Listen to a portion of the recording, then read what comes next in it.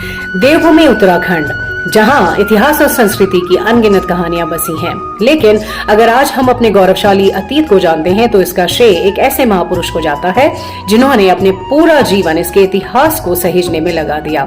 जी हां, वो है उत्तराखंड के विश्वकोश, उत्तराखंड के एनसाइक्लोपीडिया, डॉक्टर शिव प्रसाद डबराल जी।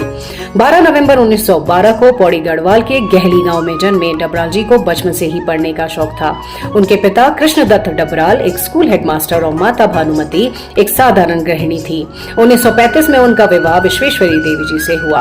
प्रारंभिक शिक्षा मांडे और गढ़सिर के प्राइमरी स्कूल से प्राप्त करने के बाद उच्च शिक्षा के लिए उन्होंने मेरठ से बीए, इलाहाबाद से बीएड और फिर आगरा विश्वविद्यालय से एमए कर 1962 में अलकनंदा बेसिन पर शोध कर पीएचडी प्राप्त की।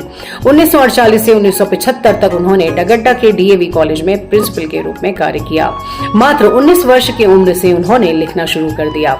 जन्माष्टमी उनका पहला काव्य संग्रह था।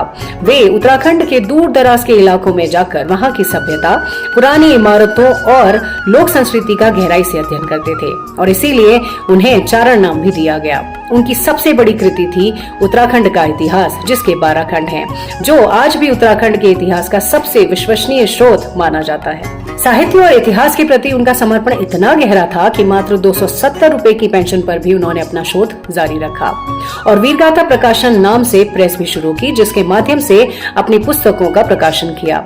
उत्तराखंड के इतिहास पर 20 से अधिक पुस्तकें लिखी, 22 दुर्लभ गढ़वाली पुस्तकों का पुनः प्रकाशन किया और उत्तराखंड के जनजीवन पर केंद्रित 5 पुस्तकें भी लिखी। उनके अन्य ग्रंथों में कुमाऊं का इतिहास, उत्तराखंड के अभिलेख एवं मुद्रा, उत्तराखंड यात्रा दर्शन, गढ़वाली आदि हैं।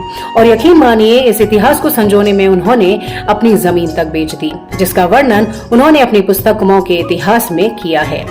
इतना ही नहीं, उन्होंने अपने घर को उत्तराखंड विद्या भवन में बदल दिया, जहां हजारों दुर्लभ पांडुलिपियां, सिक्के और ऐतिहासिक दस्तावेज संरक्षित किए गए। उत्तराखंड बनने के मात्र 1 साल पहले 24 नवंबर 1999 को उनका देहावसान हो गया, लेकिन डबराल जी के इस अकल्पनीय योगदान को हमेशा याद रखा जाएगा।